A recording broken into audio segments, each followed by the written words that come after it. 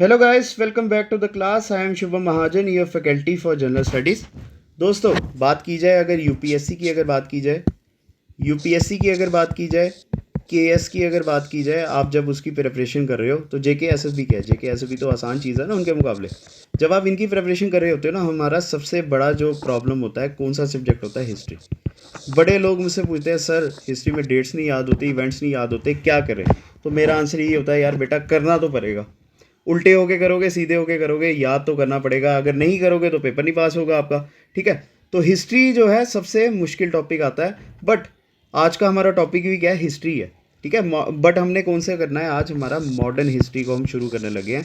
Modern history का ये हमारा सबसे पहला टॉपिक है। अगर आपको पता होगा हमारे हिस्टोरियंस ने क्या हुआ है, हमारी हिस्ट्री को, इंडियन हिस्ट्री को 3 पार्ट्स में डिवाइड किया हुआ है। सबसे पहले आता है एंशिएंट हिस्ट्री, फिर आता है मेडिवल हिस्ट्री, थर्ड आती है हमारी मॉडर्न हिस्ट्री। एंशिएंट हिस्ट्री वो टाइम पीरियड हुआ जब हमारे यहाँ पे हिंदू राजाओं का राज चलता था। उनके टाइम पीरियड पे जो हमारी एडमिनिस्ट्रेशन होती थी वो आ गया हमारा एंशिएंट हिस्ट्री, जिसमें हमने बुद्धिज़्म जैनिज़्म के बारे में भी पढ़ना है। फिर आता है हमारा मेडिवल हिस्ट्री, जिसमें हमारे यहाँ पे क्या होते हैं, मुस्लिम इन्वेजन का दौर शुरू हो जाता है। अरब लोग जो है हमारे यहाँ पे इंडिया में आते हैं और उसके बाद यहाँ पे मुगल साम्राज्य शुरू हो जाता है। पहले दिल्ली सल्तनत होता है, उसके बाद मुगल साम्राज्य होता है। थर्ड आता है हमारा सबसे ज़रूरी मॉडर्न हिस्ट्री। मॉडर्न हिस्ट्री मैंने इसलिए शुरू किया क्योंकि जेके एसएसबी के वीएलडब्ल्यू की अगर एग्जाम की बात की जाए वहाँ पे भी आपको मॉडर्न हिस्ट्री आनी है, जिसमें उन्होंने लिखा हुआ है modern history with special reference to Indian national movement. ठीक है, बट मॉडर्न हिस्ट्री कभी भी हमारे यूरोपियंस के आगमन के द्वारा मतलब यूरोपियन का जो आगमन है ना, उनके बिना नहीं हम कर सकते हैं। ठीक है, अब क्या होता है, 15th सेंचुरी में हमारा इंडिया कॉलोनाइज्ड होना शुरू हो जाता है। कॉलोनाइज्ड होना शुरू हो जाता है। कॉलोनाइज का मतलब ये हुआ, बाहर की कंट्रीज, यूरोपियन कंट्रीज, जिन्होंने क्या किया, हमारी कंट्री को इलीगली ऑक्यूपाई कर लिया और हम इनडायरेक्टली क्या हो गए, उनके ही डिपेंडेंट हो गए उनके ऊपर। तो उसको कहा जाता है कॉलोनाइज। अब हमारा इंडिया जो है कॉलोनाइज कब होना शुरू होता है? During the age of discovery. ठीक है, during the age of discovery हमारा इंडिया क्या होना शुरू हो जाता है? कॉलोनाइज्ड। सबसे पहली कंट्री जो है हमारे इंडिया में आती है वो होती है पोर्चुगल। पोर्चुगल सबसे पहली कंट्री है जो हमारे इंडिया में आती है, और उन्होंने क्या किया, इंडिया का सक्सेसफुल सी रूट बताया पूरे यूरोप को। अब ये एक चीज़ याद रखना, पहले भी हमारे यहाँ पे यूरोपियंस आते थे, बट वो कौन से रास्ते से आते थे? सिल्क रूट के द्वारा। सिल्क रूट के द्वारा वो आते थे, इसका मतलब पैदल चल के आते थे या घोड़ों पे आते थे। तो मैक्सिमम जितना वो सामान लेके जाते थे ना यूरोप तक, वो पहुँचता नहीं था। क्यों नहीं पहुंचता था? कुछ तो रास्ते में ख़राब हो जाता होगा। दूसरा, वहाँ पे क्या थे, अरब मर्चेंट्स जो थे या अफगानिस्तान के जो लोग थे ना, वो इनको क्या करते थे, लूट लेते थे, जिसकी वजह से इनको एक सक्सेसफुल सी रूट चाहिए था, जो क्या था, सेफ पैसेज था इनके लिए इंडिया में आने का। ठीक है, सी रूट के द्वारा वो क्या कर सकते थे, ज़्यादा से ज़्यादा मैक्सिमम सामान भी लेके जा सकते थे और ज़्यादा से ज़्यादा बिजनेस कर सकते थे ना। चलिए बात करते हैं कैसे हमारे यहाँ पे यूरोपियंस का आगमन शुरू हुआ। और एक चीज़ याद रखना, आज का हमारा जो टॉपिक होगा पूरी तरह से पोर्चुगल्स के लिए होगा। ठीक है, अगर मैं चाहता आपको सारा का सारा यूरोपियंस, 4 कंट्री से कितना ही ज़्यादा होगा वो, मैं चाहता तो सारा आपको एक ही बार करवा लेता, बट मैंने आपको शुरू में ही कहा कि यूपीएससी लेवल की हम प्रिपरेशन करने लगे हैं, तो इसलिए हर कंट्री को हम अलग अलग करेंगे। चलिए फिर आज का टॉपिक शुरू करते हैं। वीडियो के एंड तक बने रहना। आपको मैं गारंटी देता हूँ बड़ी ऐसी चीज़ें होंगी जो आपने कभी पढ़ी नहीं होंगी, किसी ने बताया नहीं होगा। अगर बताया भी होगा कोई बात नहीं, आपकी रिवीजन हो रही है, और वीडियो के एंड तक आपने देखना है इसको। सब आपके लिए सक्सेसफुल बेनिफिशियल रहेगा, और लास्ट में आपने क्या बताना है कि क्या ये वीडियो आपके लिए बेनिफिशियल थी या नहीं थी। सबसे देखिए, सबसे पहले क्या होता है, प्रिंस हेनरी पोर्चुगल के, इन्होंने क्या किया है, एक कंसेप्ट लाया हमारे यहाँ पे, discovery of sea route. Discovery of sea route कहाँ के लिए? इंडिया के लिए। ठीक है, इन्होंने क्या किया था, अनसक्सेसफुल अटेम्प्ट्स की इंडिया तक आने के लिए। वो चाहे यहाँ तक नहीं आ पाए, बट उनको देख के क्या हुआ, मैक्सिमम यूरोपियंस या पोर्चुगल के लोग भी क्या कर रहे हैं, इंडिया में आना शुरू हो गए। ठीक है, इसके लिए इनको क्या कहा जाता था, हेनरी द नेविगेटर। इन्होंने ही क्या शुरू किया था, एज ऑफ डिस्कवरी। ये एज ऑफ डिस्कवरी ही वो चीज़ है जिसकी वजह से इंडिया खोजा गया, और उससे भी ज़रूरी चीज़ अमेरिका खोजी गई। क्रिस्टोफर कोलंबस के द्वारा खोजी गई थी ना ये 1492 में। ये एज ऑफ डिस्कवरी की वजह से ही हुआ। आना चाहते वो इंडिया में थे, बट पहुंच गए अमेरिका में। ठीक है, अब बात करते हैं एज ऑफ डिस्कवरी के तहत किसने इंडिया का रास्ता थोड़ा सा हिंट दे दिया। वो आएंगे बार्थोलोम्यू डियास। ठीक है, ये भी इंडिया की तरफ आना चाहते थे बट आ नहीं पाए। बट ये कहाँ तक पहुँच गए, केप ऑफ गुड होप तक। ये अफ्रीका में आता है, साउदर्न बिल्कुल टिप है ये। उसके बाद मेडागास्कर आता है, और वहाँ से आप इंडिया में पूरी तरह से पहुँच जाते हो। सुएज कैनाल की भी अगर बात की जाए ना, वो भी केप ऑफ गुड होप से ही होके जाता है। 1488 में खोजा गया और अभी तक ये सक्सेसफुली हमारे एशिया को यूरोप तक जोड़ के रखा हुआ है इसने। 1488 तक क्या हुआ, बार्थोलोमियस दियास जो है केप ऑफ गुड होप पहुंचे, बट उसके बाद जो है ये वापस चले गए, इंडिया नहीं पहुंच पाए। फिर उसके बाद बात करते हैं कौन सा सबसे पहला हमारा एक्सप्लोरर हुआ, वास्को डी गामा, जो इंडिया में आया। अब इसको पता था केप ऑफ गुड होप तक तो मैं पहुंच ही जाऊंगा, रास्ता उसको पता चल गया था। उसके बाद क्या हुआ, एक पर्सन ने इसकी मदद की जिसका नाम था अब्दुल मजीद। 1498 की बात करते हैं, ये हमारे इंडिया में पहुंच जाते हैं बार्थोलोमियस दियास के 10 सालों के बाद जो है हमारे इंडिया में ये पहुंचते हैं। बट क्या हुआ, केप ऑफ गुड होप तक पहुंचे, ये वापस जाने ही वाले थे, तो इनको क्या हुआ, एक इंडियन शिप वहाँ पे मिल गई। किसकी थी वो, अब्दुल मजीद की थी, गुजरात के थे वो। तो इन्होंने क्या किया, अपनी शिप को उनके पीछे लगा दिया और पहुंच गए ये इंडिया में। ठीक है, अब देखिए ये रहा था सी रूट जिसके थ्रू वो हमारे इंडिया में आए। पोर्चुगल के लिस्बॉन से शुरू हुए, ठीक है, चलते चलते चलते चलते देखो अफ्रीका का तो इनको सारा पता था ना, ये आ गया Cape of Good Hope. Cape of Good Hope से क्या हुआ, फिर ये यहाँ से इनको मिल जाता है अब्दुल मजीद। अब्दुल मजीद इनको मिल जाता है और यहाँ तक इनको किसने पहुँचाया था, बार्थोलोमियो दियास ने। अब अब्दुल मजीद के पीछे ये शिप लगाते हैं और कहाँ पहुँच जाते हैं, ये कैलिकट में। मई 1498, अगर बोला जाए 17 मई 1498 को जो है ये हमारे इंडिया में पहुँचते हैं। चलिए अब इनका इवेंट के बारे में बात करते हैं, वास्को डी गामा की। 1498 से लेकर 1501 तक इनका टाइम पीरियड चलेगा हमारे इंडिया में। कैलिकट में आते हैं, कैलिकट का मॉडर्न नेम क्या है, कोझिकोडे, कहाँ पे आता है, केरला में। ठीक है, 1498 17 मई। और इनका किन्होंने वेलकम किया, वो थे जमोरिन। वेलकम, वेलकम का मतलब होता है कि हमें पता था कि यूरोपियंस भी होते हैं, गोरे लोग होते हैं, ठीक है। और उसका दूसरा नाम क्या आएगा, समुद्री राजा। ये क्या थे, कैलिकट के या कोझिकोडे के उस समय के राजा थे। अब क्या हुआ, इन्होंने जब इंडिया में आए, इन्होंने स्पाइसेस और कुछ हर्ब्स हमारे यहाँ से ली।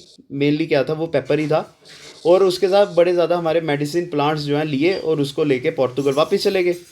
और उनको इतना ज़्यादा प्रॉफिट हुआ, इतना मतलब, एक तो सामान बड़ा ज़्यादा लेके गए ना शिप में, 60 टाइम्स ज़्यादा इन्होंने क्या किया, प्रॉफिट पे बेचा वहाँ पे ये। अब क्या हुआ, उसके बाद लालच पड़ गया इनको इंडिया आने का। तो 1501 में क्या होते हैं, ये वापस हमारे इंडिया में आते हैं। और उसके बाद क्या करते हैं, 1503 में क्या करते हैं, हमारे इंडिया में सबसे पहली फैक्ट्री, फर्स्ट फैक्ट्री हमारे यहाँ पे कैलिकट में ओपन की जाती है वास्को डी गामा के द्वारा। ठीक है, 1503 में। चलो उसके बाद बात करते हैं, इन्होंने दूसरी फैक्ट्री कहाँ पे खोली थी, 1505 में कनौर में, ये भी केरला में है। ठीक है, और उस समय तक क्या हुआ था, इनके जमोरिन के साथ थोड़े रिलेशन जो है ख़राब होना शुरू हो गए थे। अब बात करते हैं सेकंड पोर्चुगल जो हमारे इंडिया में आए। इनका नाम शायद ही आपने कभी सुना होगा। इनका क्या नाम था, पेड्रो एल्वेरिस कैब्राल। ठीक है, ये सेकंड पोर्चुगीज़ बने वास्को डी गामा के बाद, जो हमारे यहाँ पे 1500 में पहुँचते हैं। और उस समय क्या था, हमारे यहाँ पे मालाबार जो कोस्ट था ना, यहाँ पे अरब मर्चेंट्स का बड़ा अच्छा होल्ड था। ठीक है, बट इन्होंने क्या किया, बड़े ज़्यादा अटैक्स किए या उनके साथ लड़ाइयाँ की, बट सक्सेसफुल स्टार्टिंग में कौन रहे, अरब से रहे। और उन्होंने मैक्सिमम जितनी पोर्तुगीज़ फैक्ट्रीज थी ना, उनके ऊपर क्या कर दिया था, कब्जा कर लिया था। बट उसके बाद क्या होता है, कैब्राल ने क्या किया, उसका बदला लिया और उन्होंने अरब मर्चेंट्स की जितनी शिप्स वगैरह थी ना, या उनके कार्गोस थे, उनको क्या कर दिया, जला दिया। ठीक है, अब उन्होंने क्या किया, वही फैक्ट्री जो कैलिकट में थी ना, उसको फिर से रीओपन किया। बट उसको क्या किया गया, अरब्स ने फिर से उसको लूटा। ठीक है, जिसकी वजह से पोर्तुगीज़ लाइफ और प्रॉपर्टी बड़ी तरह से ख़राब हो जाती है। बड़ा बड़ा जानी माली नुकसान होता है इनको, फैक्ट्री लूटी गई, लोगों की जानें चली गई। बट उसके बाद क्या होता है, ये कोचिन, कनौर और कैलिकट के राजाओं के साथ दोस्ती बनाते हैं। ठीक है, और उनके साथ क्या करते हैं, ट्रेड रिलेशन शुरू कर देते हैं। फिर उसके बाद अगर बात की जाए, इनके टाइम पीरियड पे क्या होता है, कैलिकट और कोचीन क्या बनता है, ट्रेडिंग सेंटर्स बनते हैं पोर्तुगीज़ के। ठीक है, अब बात करते हैं गवर्नर्स का दौर। अब इतनी देर में क्या हुआ था, यहाँ पे पोर्तुगीज़ पॉपुलेशन थोड़ी बढ़ गई थी, तो वहाँ के राजाओं ने क्या किया, यहाँ पे गवर्नर्स का कंसेप्ट लाया। और सबसे पहले गवर्नर कौन आते हैं, फ्रांसिस्को डी अल्मेडा। 1505 से लेकर 1509 का इनका टाइम पीरियड है और बड़े ज़रूरी हैं ये। ठीक है, बड़े ज़रूरी हैं। जैसे अगर हमारे इंग्लैंड की बात की जाए, वहाँ पे गवर्नर जनरल की अगर बात की जाए, लॉर्ड डलहौजी बड़े ज़रूरी थे ना, उसी तरह फ्रांसिस्को डी अल्मेडा बड़े ज़रूरी आएंगे, क्योंकि ये तो एक सबसे पहली बात, ये फर्स्ट गवर्नर थे। ठीक है, फिर उसके बाद इन्होंने क्या किया, इंडिया में ब्लू वाटर पॉलिसी लाई। इनको पहले पता था कि हमारे यहाँ पे इंडिया में रेजिस्टेंस मिलेगी अरब्स के द्वारा, तो इन्होंने क्या किया, ब्लू वाटर पॉलिसी के तहत ना हमारे यहाँ के अरब सागर में जितने भी हमारे जो एरिया था ना, उसको क्या कर दिया उन्होंने, वहाँ पे अपनी पोजीशन को ज़्यादा स्ट्रॉन्ग कर दिया। ठीक है, तो इन्होंने क्या किया, इन्होंने कंसेप्ट क्या लाया, बिल्डिंग फैक्ट्रीज वगैरह लगाने से अच्छा या फोर्ट्रेस बनाने से अच्छा ना हमें क्या करना चाहिए, सी को पूरी तरह से कैप्चर कर लेना चाहिए, क्योंकि बॉर्डर के थ्रू अगर कोई बंदा अंदर ही नहीं आएगा तो अंदर, जैसे आर्मी की बात है, वो हमारे बॉर्डर को गार्ड करती है ना, तो इंडिया के अंदर कोई आ नहीं सकता। उसी तरह इन्होंने क्या किया, सी में एक तरह का बॉर्डर बना दिया, जिसके थ्रू क्या होता है फिर अरब इन्वेजन्स हमारे यहाँ पे या बाकी यूरोपियन कंट्रीज़ जो हैं हमारे इंडिया में आने से थोड़ा डरने शुरू होगी, और इंडिया थोड़ा बचना शुरू हो गया उनके टाइम पीरियड पे। इंडिया की बात नहीं करेंगे, उससे अच्छा हम क्या कहेंगे, पोर्तुगीज़। पोर्तुगीज़ ने क्या किया, अपने आप को इंडिया में बचाना शुरू कर दिया लोगों से। सबसे पहले इनकी बैटल कौन सी होती है, बैटल ऑफ चोल 1508 में होती है, ठीक है। बट इसमें क्या होता है, पोर्तुगीज़ हार जाते हैं टर्की, इजिप्ट और गुजरात के राजाओं के द्वारा। दूसरी आती है बैटल ऑफ दियू, ये 1509 में होती है। पोर्तुगीज़ इसमें क्या होते हैं, जीत जाते हैं, बट इसमें कौन कौन से राजाओं को हराते हैं, इजिप्ट, गुजरात और जमोरिन को, तीनों को हरा देते हैं, ठीक है। फिर उस समय बात करते हैं जो फ्रांसिस्को डी अल्मेडा के द्वारा यहाँ पे जब इन्होंने बॉर्डर लगाना शुरू कर दिया था ना, उस समय इनकी जो शिप्स थी उनके नाम क्या क्या थे, ठीक है। शिप्स, एडवांस शिप कौन कौन सी थी, कैरेवल, कैरेक और गैलियन, ये 3 शिप्स थी जो फ्रांसिस्को डी अल्मेडा के टाइम पीरियड में हमारे यहाँ पे बड़ी ज़्यादा फेमस हुई, ठीक है। अब आते हैं सेकंड हमारे गवर्नर, इनका क्या नाम आएगा, अल्फोंसो डी अल्बर्क्यू।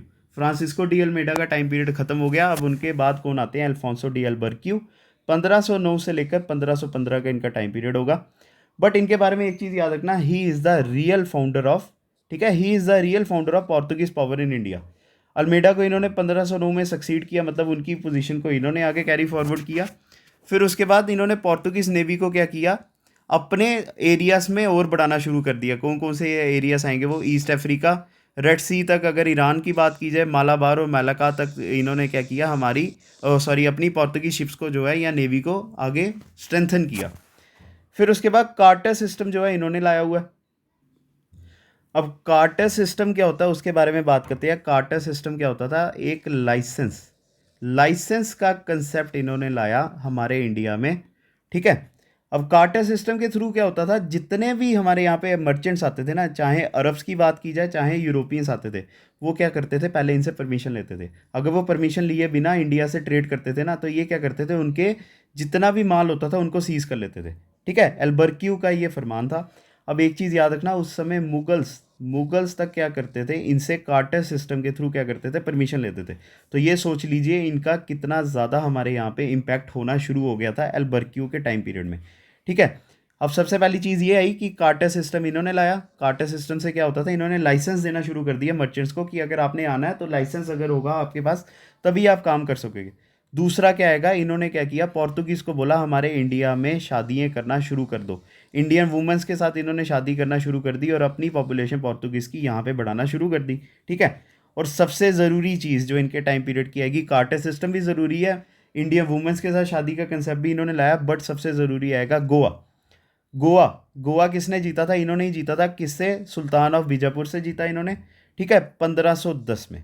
और आपको ये पता होना चाहिए ये हमारा, हमने 1964 में गोवा जो है फिर खाली कराया था। 1510 में जीता गया गोवा इनके द्वारा और 1964 में हमने जो है खाली किया, ये चीज़ याद रखना। फिर उसके बाद गोवा क्या बन जाती है, इनकी कैपिटल भी बन जाती है पोर्तुगीज सेटलमेंट्स की, ठीक है। फिर इन्होंने अल्बर्क्यू ने क्या किया था, हमारे यहाँ पे सती प्रथा भी बंद करवाई, ठीक है। ये बड़ा ज़रूरी है, एक और इनका इंपॉर्टेंट फीचर आता है। फिर उसके बाद भटकाल, जो कर्नाटका उस समय कर्नाटका का जो उस समय नाम होता था भटकाल, ये भी इन्होंने जीता था। कौन से राजा के द्वारा, कृष्ण देव राय से इन्होंने जीता था, ठीक है। ये कौन से किंगडम के राजा थे, विजयनगर किंगडम के, ठीक है। अल्फोंसो अल्बर्क्यू का सारा ही ज़रूरी है, जैसे कर्नाटका जीता गया। फिर उसके बाद कार्टर सिस्टम इन्होंने लाया, इंडियन वुमेंस के साथ शादी करने का कंसेप्ट इन्होंने लाया। अगले कौन से गवर्नर आएंगे, नीनो डी कूना, 1529 से लेकर 1538 का टाइम पीरियड है इनका। 1529 में ये गवर्नर बनते हैं। फिर उसके बाद इन्होंने क्या किया, गोवा को कैपिटल बना दिया कोचिन से गोवा को इन्होंने क्या किया, कैपिटल को शिफ्ट किया। अल्फोंसो डी अल्बर्क्यू ने उनको जीता था 1510 में और इन्होंने 1530 में क्या किया, गोवा को कैपिटल बना दिया। गुजरात के जो राजा थे सुल्तान बहादुर शाह, ठीक है, उन्होंने क्या किया, अपने आइलैंड जो थे बसीन के वो इनको दे दिए 1534 में। क्यों दिए, क्योंकि उन्होंने नीनो डी कूना ने इनको वादा किया था कि जो उस समय मुगल एम्परर थे हुमायूं, उनके खिलाफ हम आपकी क्या करेंगे, मदद करेंगे, ठीक है। अगर आप क्या करो, अपने एरिया हमें दे दो। तो फिर सुल्तान ने उनके बदले में एक और वादा किया था कि आप क्या करोगे, पोर्तुगीज़ बेस बनाओगे दीव में भी, ठीक है। दीव और बसीन जो है इनको किसने दिया था? सुल्तान बहादुर शाह ऑफ गुजरात। किसके अगेंस्ट? हुमायूं के अगेंस्ट उनकी लड़ाई चल रही थी, तो मदद किन्होंने की? पुर्तगालियों ने की। ठीक है। अब बात करते हैं नीनो दी कूना के टाइम पीरियड पे इंडिया का नाम चेंज होके क्या पड़ जाता है? Estado da India, Portuguese state of India. क्या थे हम उस समय? कॉलोनाइज्ड हो गए थे ना, तो पोर्तुगीज ने इंडिया का उस समय नाम क्या चेंज करके कर दिया? इस्टाडो डी इंडिया, जिसका इंडिया अगर इंग्लिश में मतलब देखा जाए क्या होता है? Portuguese state in India. ठीक है। फिर उसके बाद क्या होता है? हमारे इंडिया में मोनोपोलाइज हो जाता है इनका ट्रेड इंडियन ओशन में। ठीक है। फिर सबसे ज़रूरी एक और चीज़ आएगी। एक चीज़ याद रखना, हमारे इंडिया में ना क्रिश्चियनिटी जो है ये कब आई है? 16th सेंचुरी में। उससे पहले हमारे यहाँ पे किसी भी तरह की क्रिश्चियनिटी के प्रूफ्स नहीं होते थे। क्रिश्चियनिटी आपको पता ही है कब शुरू हुई है, मतलब एडी के फर्स्ट एडी से जो है हमारे यहाँ पे क्रिश्चियनिटी पूरे वर्ल्ड में शुरू हो गई थी। बट इंडिया में कब आती है? 16th सेंचुरी, मतलब 1600 साल के बाद। अब उस समय क्या होता है? पोर्तुगीज गवर्नर कौन आते हैं? मार्टिन अल्फोंसो डी सूजा। ठीक है। 1542 में ये बनते हैं गवर्नर। बट उनके साथ क्या ज़रूरी इवेंट होता है कि Saint Xavier, famous Saint Xavier जो है हमारे यहाँ पे आते हैं। ठीक है। ये बड़ा ज़रूरी टाइम पीरियड है। 1542 के बाद हमारे यहाँ पे इंडिया में क्या होता है? क्रिश्चियनिटी की स्प्रेडिंग होना शुरू हो जाती है। और उन्होंने उस समय जो सबसे पहले कौन सी कम्युनिटीज़ को क्रिश्चियन बनाना शुरू किया था? सबसे पहले आएंगे परवार्स। ये फिशरमैन थे कहाँ पे? कोरमंडल कोस्ट के। और दूसरे आएंगे मुकुवार्स। ये कहाँ के थे? मालाबार कोस्ट के जो है फिशरमैन, यहाँ जो मछलियों का व्यापार करते थे ना, तो उनको इन्होंने क्या किया? हमारे यहाँ पे क्रिश्चियनिटी को अडॉप्ट करवाना शुरू कर दिया, क्रिश्चियनिटी की प्रीचिंग करना शुरू कर दी। ठीक है। फिर 1559 की बात करते हैं। पोर्तुगीज़ ने क्या किया? दमन को जो है जीत लिया। बट उसके बाद ये इन्होंने सूरत को हार दिया अंग्रेज़ों से 1612 में। ठीक है। 1612 में इन्होंने क्या किया था? सूरत को हार गए थे अंग्रेज़ों से, क्योंकि अंग्रेज़ 1600 में हमारे यहाँ पे इंडिया में आ गए थे। और उस समय कौन सी बैटल हुई थी? Battle of Swally. और एक चीज़ याद रखना, दादर और नागर हवेली जो है 1954 तक जो है पोर्तुगीज़ के पास थी। बट हमने क्या किया था? इंडिया वालों ने इनको भगाया था। जब हम आज़ाद हो गए थे ना, इंडियन गवर्नमेंट ने क्या किया था? पुलिस एक्शन के थ्रू पोर्तुगीज़ की जितने भी पोजेशन थे ना, जो उन्होंने इलीगली अपने पास रखे हुए थे, हमने क्या किया? उनको खाली करवा दिया। फिर उसके बाद डच ने जो है कुछ एरियाज पोर्तुगीज़ के जीत लिए। जैसे 1663 में कौन कौन से थे? जितनी भी मालाबार कोस्ट में इनकी सेटलमेंट्स थी ना, इन्होंने जीतना शुरू कर दी थी डच ने। तो इससे पता चलता है कि पोर्तुगीज़ का जो है थोड़ा सा पतन होना शुरू हो गया। ठीक है। पतन होना शुरू हो गया सबसे पहले कब होता है? इनका 1612 में। तो उसके बाद आगे आगे ये जो है एरियाज हारना शुरू कर देते हैं। आगे पूरा हमने फ्लो चार्ट बनाया हुआ, उसमें आपको बता दूंगा कौन कौन सा एरिया इन्होंने कब जीता या कौन कौन सा एरिया इन्होंने कब हारा। फिर पोर्तुगीज़ की कंट्रीब्यूशन की अगर बात की जाए, इन्होंने क्या क्या कंट्रीब्यूट किया हमारे यहाँ पे? टोबैको की अगर बात की जाए ना, इन्होंने हमारे यहाँ पे लाया हुआ है। तंबाकू तो आपको पता ही है क्या होता है। और उसके साथ आलू या पोटैटोज़ की कल्टीवेशन इंडिया में इन्होंने लाई है। पाइनएप्पल, चिलीज, टोमेटोस, जो सब कुछ इन्होंने जो है इंडिया में लाया हुआ है। कैश्यूस, नट्स और कोकोनट की अच्छी वैरायटी, जो पानी वाले कोकोनट्स वगैरह होते हैं ना, उनकी खेती करना इंडिया को इन्होंने सिखाया था, इन्होंने सिखाया था। ठीक है। इंडिया की सबसे पहली प्रिंटिंग प्रेस बनी थी 1556 में। ठीक है। कहाँ पे लाई गई थी? गोवा में। But किन्होंने lie? पोर्तुगीज़ ने।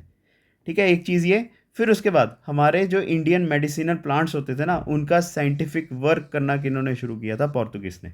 ठीक है। और ये आपको पोर्तुगीज़ का पता ही है। सबसे पहले क्या होता है? पोर्तुगीज़ के आने से क्या होता है? हमारे यहाँ पे यूरोपियन पावर्स आना शुरू हो जाती हैं। तो यूरोपियन नेवल पावर्स जो है हमारे इंडिया में किन की वजह से आती हैं?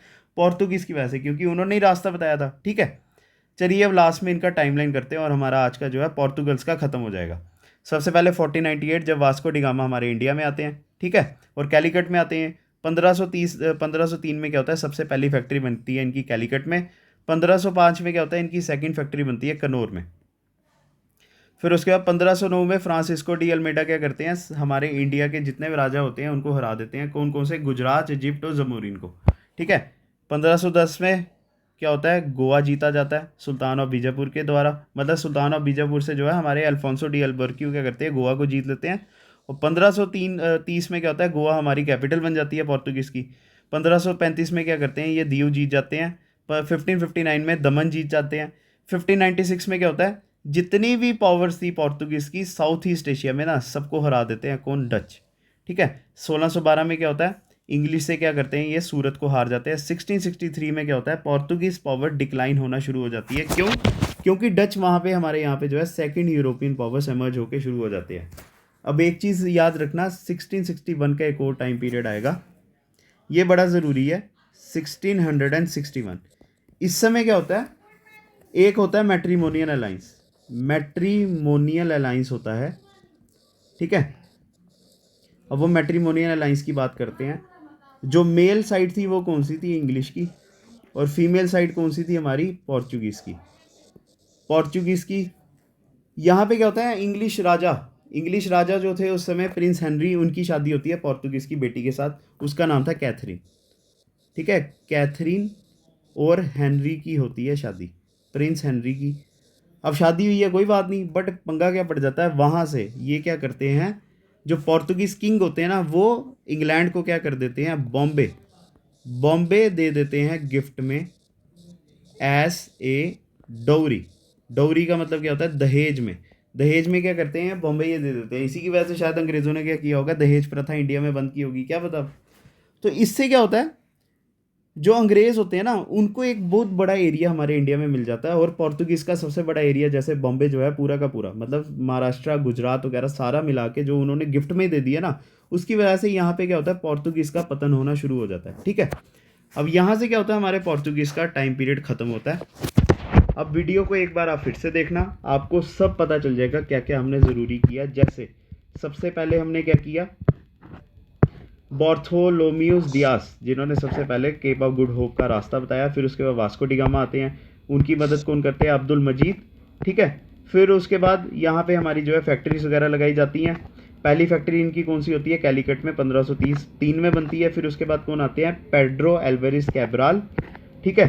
फिर उसके बाद Francisco de Almeida first governor. इनसे भी ज़रूरी कौन आएंगे, इनसे ज़रूरी आएंगे अल्फोंसो डी अल्बर्की, और लास्ट में आते हैं नीनो डी कुना। ये कुछ नाम है जो आपने करने हैं। और अगर आपको वीडियो हमारी अच्छी लगी है ना, वीडियो को लाइक कीजिए और कमेंट में ज़रूर बताइए कि क्या ये वीडियो आपके लिए बेनिफिशियल थी या नहीं थी। अगर आपने सब्सक्राइब नहीं किया तो प्लीज़ इसको सब्सक्राइब कीजिए हमारे चैनल को, क्योंकि सब बेनिफिशियल वीडियोस आपको जो है मिलेंगी। और अपने दोस्तों के साथ क्या कीजिए, शेयर, ठीक है। नेक्स्ट वीडियो में आपके साथ मिलेंगे और बाकी यूरोपियंस के बारे में हम जो है करेंगे, कंक्लूजन इनकी अब यूरोपियंस की करेंगे हम। और ये सब आपको जो भी पढ़ाया जा रहा है, सब पढ़ाया जा रहा है यूपीएससी लेवल का, ठीक है। तो चलिए नेक्स्ट वीडियो में आपके साथ मिलते हैं, पढ़ते रहिए, आप हमारे चैनल के साथ बने रहिए। God bless you, thanks a lot guys.